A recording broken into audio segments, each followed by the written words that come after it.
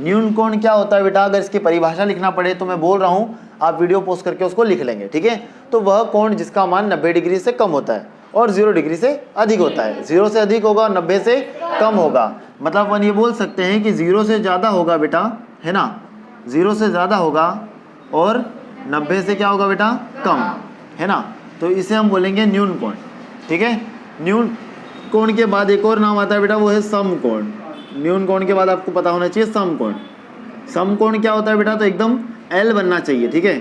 तो ये हो गया बेटा कितने डिग्री का कोण होता है, 90 डिग्री का। सम कोण को हम बोलते हैं बेटा 90 डिग्री का कोण, ठीक है।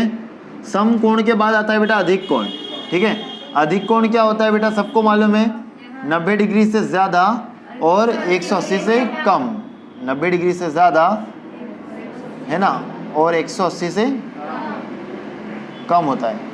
इसे हम क्या कहेंगे बेटा, अधिक कोण कहेंगे, ठीक है। इस कोण को हम कहते हैं अधिक कोण, ठीक है। अधिक कोण के बाद आता है बेटा ऋजु कोण। ऋजु कोण का मतलब क्या होता है बेटा, जब एक सीधी रेखा की बात करें हम, एक सीधी रेखा पे जो कोण बनता है, मतलब यहाँ पे अगर आपके पास वो हो क्या बोलते हैं उसको हम, जो है डी बोलते हैं, हिंदी में हम उसको चांदा बोलते हैं, है ना, वो गंजा नहीं है ना, ठीक है, चांदा। तो ये होता है बेटा यहाँ पे 180 डिग्री का, ठीक है। यहाँ पे इसको बोलते हैं ऋजु कोण। कितने डिग्री का होता है बेटा, 180 डिग्री का, है ना।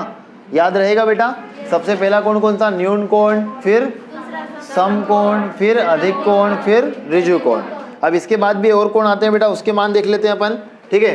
तो एक है प्रतिवर्ती कोण, एक का नाम क्या होता है बेटा, प्रतिवर्ती कोण। अभी पहले कोण के बारे में जान लेते हैं, फिर इसके बारे में अपन 3 प्रॉपर्टी और समझेंगे, ठीक है। प्रतिवर्ती कोण क्या होता है बेटा, देखो इधर यहाँ से, हाँ, जैसे मान लो ये कोई कोण है, ठीक है, कोई कोण है, ये मान कुछ भी हो सकता है। इस कोण की बात नहीं करेंगे, इसको छोड़कर जो बच गया वो, इसको छोड़ के जो बच गया वो हमारा कहलाएगा हमारा प्रतिवर्ती कोण। प्रतिवर्ती कोण का मान जो है वो 180 से ज़्यादा होता है ना, और 360 से कम होता है बेटा, याद रखना, ठीक है बेटा। 180 से ज़्यादा और 360 से कम, इस प्रकार से ये हो गया आपके प्रतिवर्ती कोण। ये सारे क्या हो गए बेटा, आपके कोण हो गए, है ना। अब कोण के बाद आपको 2-3 चीज़ और पता होना चाहिए। एक होता है बेटा रेखिक युग्म। क्या होता है, रेखिक युग्म, ठीक है। इसको नोट करेंगे बेटा जल्दी से फटाफट, फिर अगले ये रेखिक युग्म को समझते हैं, ठीक है। इसको बेटा जल्दी से नोट करेंगे। चलो बेटा अब आगे देखते हैं अपन, यहाँ पे रेखिक युग्म क्या होता है समझेंगे। रेखिक युग्म मतलब जोड़ा, रेखिक युग्म, ठीक है बेटा। अब वो कैसे बनेगा, देखो यहाँ पे मान लो अपन ने एक लाइन खींची, है ना, एक और बीच में लाइन खींची, ठीक है। तो यहाँ पे हमने क्या करा, हमको मालूम है एक लाइन का मान, हमेशा ध्यान रखना बेटा, एक रेखा का मान हमेशा याद रखेंगे, कहाँ भी दिखे आपको एक रेखा मतलब 180 डिग्री होता है। एक रेखा का मान कितना होता है बेटा, 180 डिग्री होता है। तो अगर इसको 2 भागों में बांट रहे हैं, x और y, तो हम हमेशा ध्यान रखेंगे x और y का जो मान होगा वो कितना होगा बेटा, 180 डिग्री।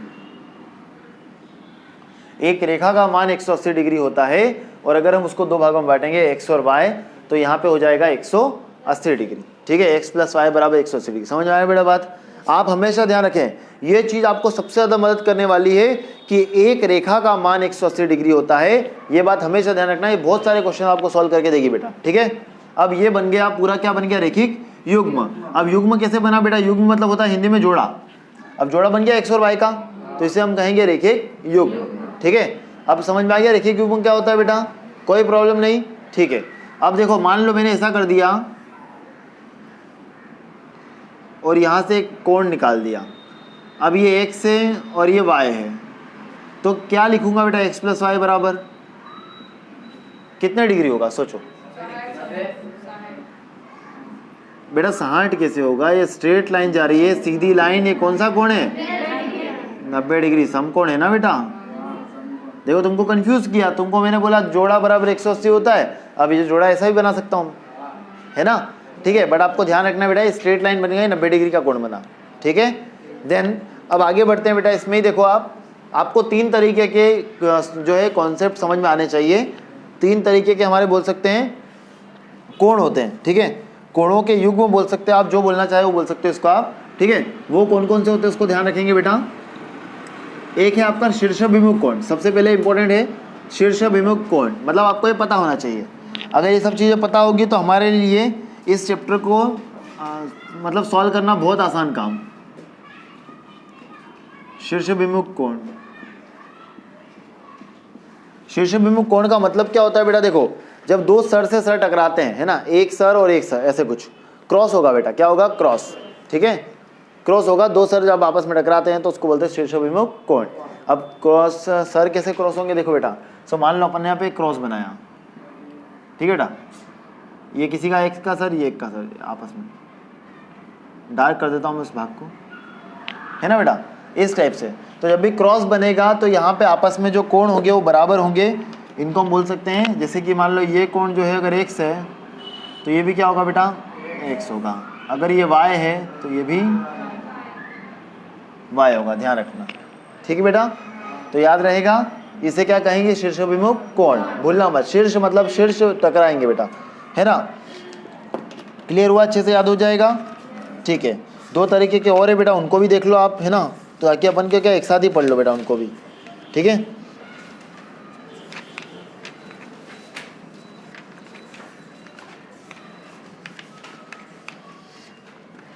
ठीक है, संगत कोण, एकांत अंतः कोण, दो, ठीक है। चलो पहले अपन पढ़ लेते हैं अब एकांत अंतः कोण को, ठीक है। संगत कोणों को देख लेते हैं बेटा। चलो, संगत कोण, अगली टॉपिक क्या है बेटा? संगत कोण क्या होते हैं, ठीक है। हाँ, जगह है, ठीक है। इसको क्या बोलते हैं बेटा? संगत कोण। संगत कोण क्या होते हैं बेटा? देखेंगे, देखो, एक लाइन खींची बेटा, ठीक है, और एक और लाइन खींच दी, है ना, यहाँ से एक तिर्यक रेखा खींच दी, एक तीखी, ठीक है। अब आपको नंबरिंग करना है बेटा। नंबरिंग कैसे करेंगे? देखो, तो 1 2 3 गोला घुमाते जाओ, 4 5 6 7 8, कर ली नंबरिंग? समझ में आई बात बेटा इतनी? 1 2 3 4 5 6 7 8, लिख लो जल्दी से, फटाफट इसकी नंबरिंग कर लो, फिर तुमको समझाता हूँ कैसे होते हैं बेटा ये, ठीक है। इस डायग्राम को बना लो बेटा जल्दी से, वीडियो रोक के जल्दी से डायग्राम बना लो। ओके बेटा, अब देखेंगे इनको, यहाँ पे इन कोणों को, कौन सा कोण किसके बराबर होगा और कैसे होगा ये अपन समझते हैं, ठीक है।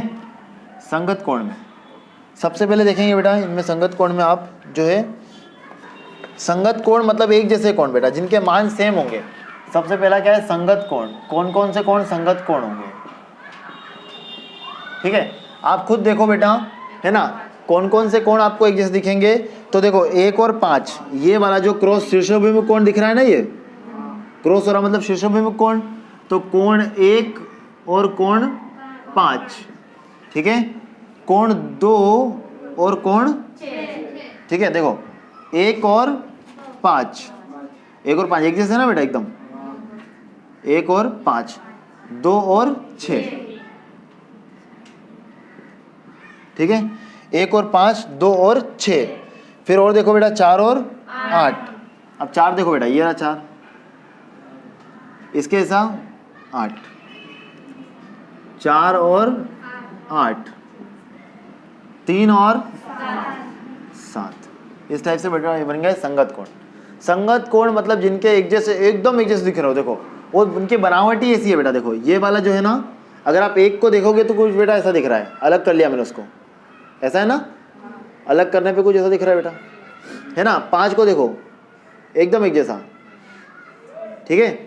जैसा आपने कभी अपने दोस्त भी देखे होंगे, जुड़वा उड़वा होते हैं, है ना, ठीक है बेटा, तो वो एकदम एक जैसे दिखते हैं, ठीक है। फिर उनमें मालूम अंतर पता करने पड़ते हैं अपने को, ठीक है। हमारे इसमें भी मतलब बहुत सारे मैंने बच्चों को देखे हैं, हर बार होते हैं, ठीक है।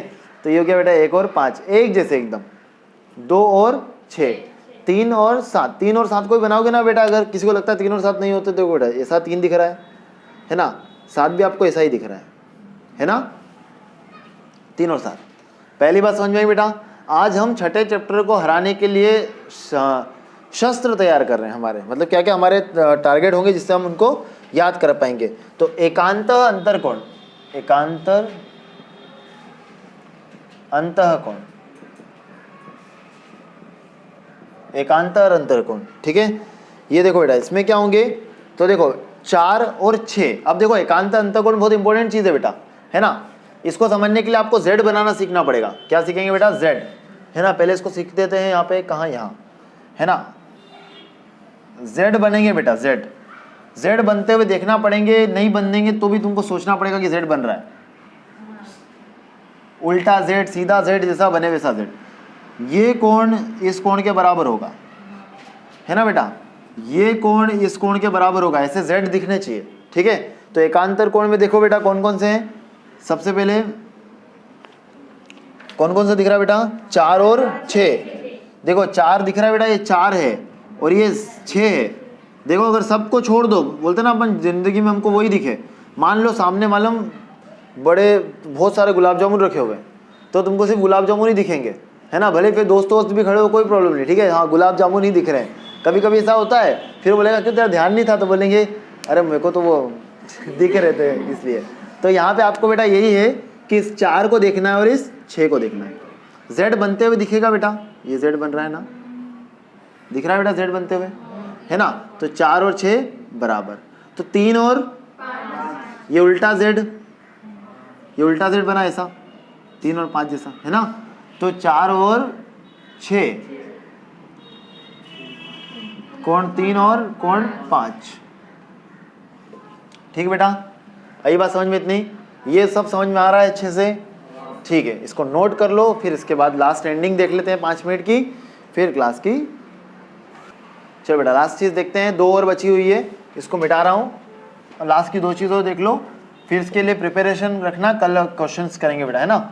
और जो करा रखे हैं उनको पढ़ के आएंगे, ठीक है। देखो और क्या बेटा, एकांतर बाह्य कोण, ठीक है। एकांतर बाह्य कोण, 2 चीज़ बची है। एकांतर अंतःकोण हो गया बेटा, अब एकांतर बाह्य कोण, है ना। एकांतर बाह्य कोण, और दूसरा क्या बचा बेटा, तिर्यक रेखा के एक ही ओर के अंतःकोण। तिर्यक रेखा के एक ही ओर के अंतःकोण, ठीक है बेटा। अब देखो इसमें क्या होगा, 1 7 और 2 और 8। देखो बाह्य मतलब 1 7 2 8, समझना बेटा ध्यान से, दिमाग लगाने वाली बात है बेटा। देखो 1 किसके जैसा है, 5 जैसा, पता है बात, है ना। ये सब काम आएगा। 1 अगर 5 जैसा है और बेटा 5 आपस में क्रॉस बना रहे हैं, 5 7 के साथ ही क्रॉस हो रहा है ना बेटा, ठीक है। तो 1 5 जैसा है और 5 7 जैसा है, तो 1 और 7 भी बराबर होंगे। समझ में आई बात बेटा अच्छे से। 2 किसके जैसा है बेटा, 6 जैसा है, और 6 किसके जैसा है, 8 जैसा। क्रॉस बना रहा है ना, एक क्रॉस हो रहा है, देखो यहाँ शीर्षभी में कौन लग रहा है ना। तो 2 6 जैसा और 6 8 जैसा, तो 2 और 8 भी बराबर, ठीक बात बेटा, है ना। अब तिर्यक रेखा के एक ही ओर के अंतःकोण, इसमें हम लिखेंगे 4 और 5 3 और 6, 4 और 5 3 और 6, 4 व 5 3 व 6। बेटा देखो 4 और 5 एक ही तरफ है, 3 और 6 एक ही तरफ है, ज़्यादा समझाने वाली बात नहीं है, एक ही तरह के अंतःकोण, ठीक है बेटा। हमारे लिए उपयोगी, सबसे ज़्यादा उपयोगी कौन से है बेटा, जो हमने ऊपर वाला पढ़ाई है, 1 और 7 बहुत इंपॉर्टेंट है। क्यों, क्योंकि दिमाग लगाना पड़ेगा आपको। 1 और 7 किससे बराबर हुए हैं, देखो 1 जैसा 5 5 जैसा 7, तो 1 और 7 बराबर, है ना। 2 और 8 कैसे बराबर, 2 जैसा 6 6 जैसा 8, ठीक है बेटा। इस तरीके से आपके जो है कोणों के बारे में जो है नॉलेज सारा समाप्त हो गया है। अब आप जो है इसके ऊपर अपन करेंगे हर एक टॉपिक के ऊपर न्यूमेरिकल्स, मतलब 6.1 2 3 के सवाल करेंगे अगले 2 दिनों में, ठीक है बेटा। जय हिंद, थैंक यू क्लास।